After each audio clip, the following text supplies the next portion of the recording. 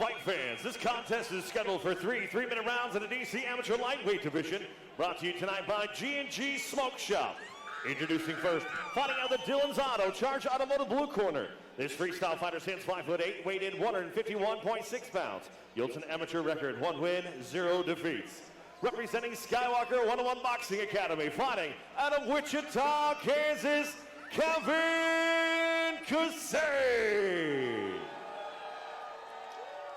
His opponent across the Dynasty cage, fighting out the Nebraska Lottery red corner, is a freestyle fighter standing 5'10", weighed in 151.5 pounds. Yields an 0-1 amateur record, representing Premier Combat Center and Henry's Boxing, fighting out of Lincoln, Nebraska by way of Sinjar, Iraq, Husham, the Iraqi assassin, Zaido. Your referee in charge of the action, Big Fitz. Quite the crowd behind that announcement. Kevin is 1-0. Zaido, how do you say that again? I just call him Husham. Husham is 0-1, so looking to get his first victory in the cage. Gets taken down early. Gives up his back. Stand up. Not a good start. Maybe looking for that Hand Kimura. fighting. Nope, gets him down. You know, Kevin is coming off a first-round TKO victory over Tony Andrew back in June of 2021. But he was a college wrestler at Mizzou and took 6 in nationals when he was at Pratt Community College. So, I mean, Husham just landed some good knees from the clinch. He's throwing some crazy hands, too. Good takedown defense right there. Yeah. He's kind of finding his rhythm here. Let's see if he lands some knees. Ooh. So you got to be, you don't want to reach around like that because he can easily take his back when he kind of goes for that high headlock and guys controlling your hips. Switched up to double unders, which was smart. Not a fan of the reach around? Not in my experience. It's just not a technical thing to do, you know. So it's turning into an R-rated show pretty quickly here. Oh, good shots up against the cage by Kevin. I mean, Kissane is being relentless in his pressure. You know, and he's doing a real good job of getting them on the ground, but Husham's doing a real good job of getting back up. And, yeah. But eventually it's going to wear him down, you know, and that's kind of the obstacle you always run into with these collegiate wrestlers at the amateur level is a lot of times amateur fighters jiu-jitsu and takedown defense is just not caught up to that level. Oh, he's got it. Got his back with a hook in. Yeah, does he have a... His neck's safe right now. He's pretty high up on him, though. Oh, he just locked in that other... He's got his arm. Kind of running a power half there to flatten him out. Oh. Definitely displaying some wrestling here.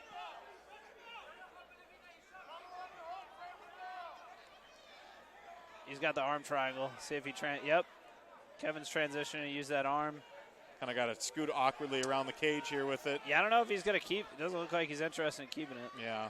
Oh, he flattened him out. This isn't good for Husham. Not a good spot to be in. He's got 10 seconds, though.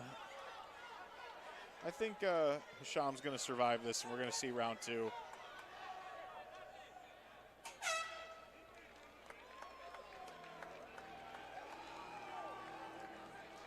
You know, if Husham can answer these takedowns in round 2 and kind of establish a sprawl and brawl technique, I mean, we might see a more competitive round 2, but Kevin keeps this pressure up and secures these takedowns consistently. Husham's going to be in for a long second round. Yeah, I mean, he did a really good job at takedown defense given the you know, career in wrestling that Kevin Kissane has. Yeah.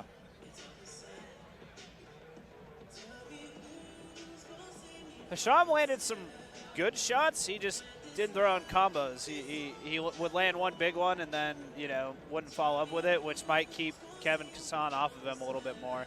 Right. And I mean, to Kevin's credit, though, he did a really good job of never really letting him breathe and kind of establish any kind of good striking or combos with just constant pressure. Both these guys look pretty fresh.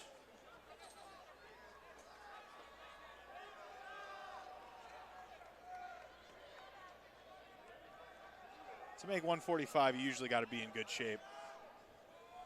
That's not true. Well, these guys got the frames that, you know, at 145. Yeah. They got to be disciplined.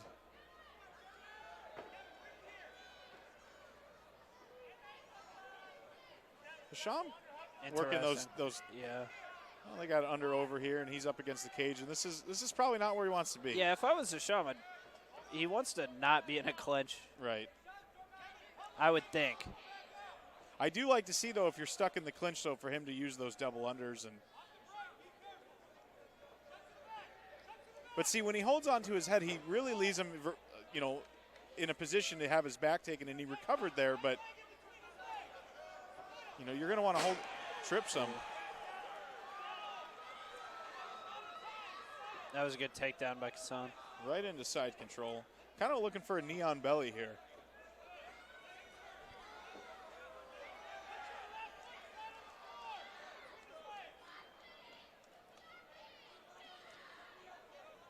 Giving up his back again.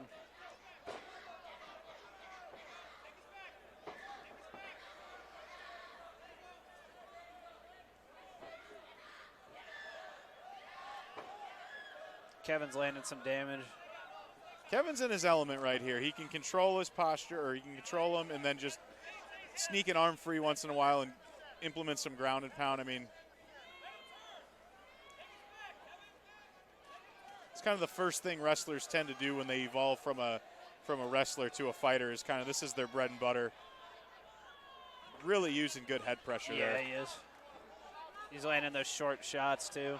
Something that we just don't see in the amateur side is all the time is guys really using their head with pressure up against the cage. But that deep wrestling background, he seems to know about that weapon. He's going for, looks like Kevin's going for a single. Gave up on that. Kind of had his back. Kind of have his back.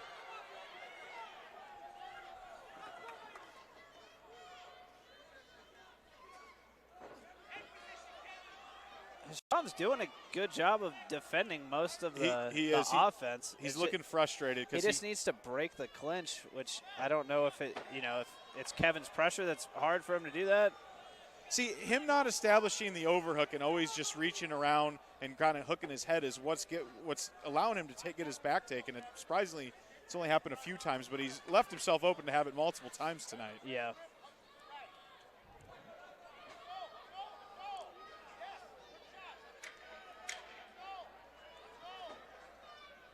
And Kevin just relentless with shooting the legs.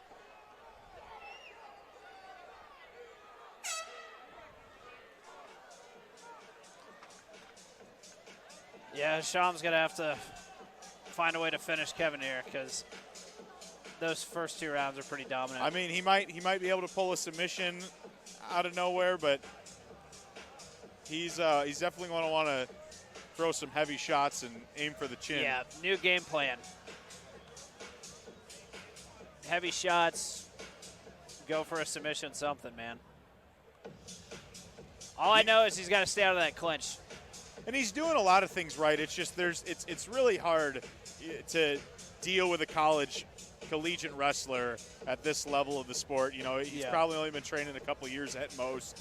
So there's just only so much you can pick up in that amount of time and experience. Yeah, if I was Husham, I think you got to establish some kind of presence in the center and try and hold it as much as you can because Kevin's doing a super good job of using the cage to set up his wrestling. Yep. You know, you're not safe in the center either, but you have a little bit more runway to defend and get away. Yep.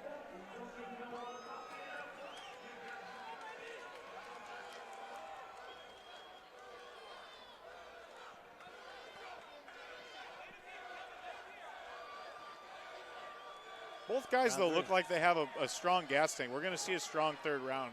Yeah, Husham's throwing that uppercut, which is a good strike to throw in defense. Oh, he's working it. He's got it.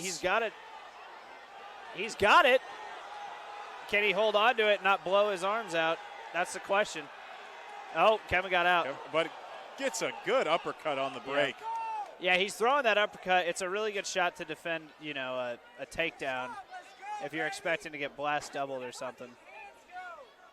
But he's too comfortable, you know, being backed up to the cage. And that is a habit that wrestlers have to break is leaving their head on the outside when they shoot for the hips. You know, it only takes one time like that, and a dominant performance can get you caught in a choke very quickly. That was close. That was very close. That was close. He felt the pressure on his windpipe, I'm sure. The old windpipe.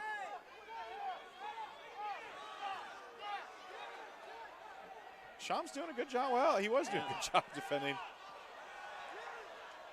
I mean, he doesn't. I don't know why he kind of sat him down. I don't know if Kevin kind of did something sneaky in there that I just missed, but I felt like he had his hips under him against the cage, and then next thing I know, he was just kind of sitting down.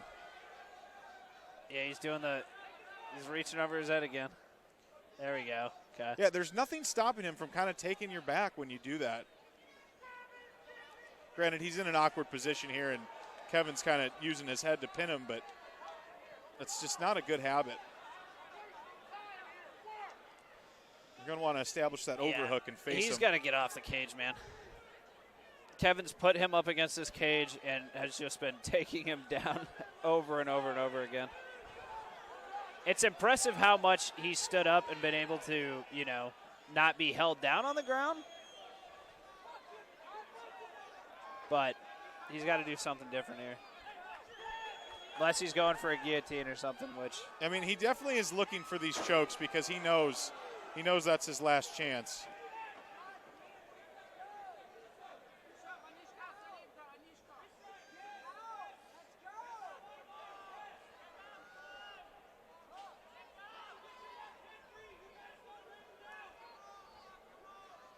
He's kind of exposing his back here again. Yeah, yep. Again with holding on to the head. Bad habits are hard to break, man. Yes.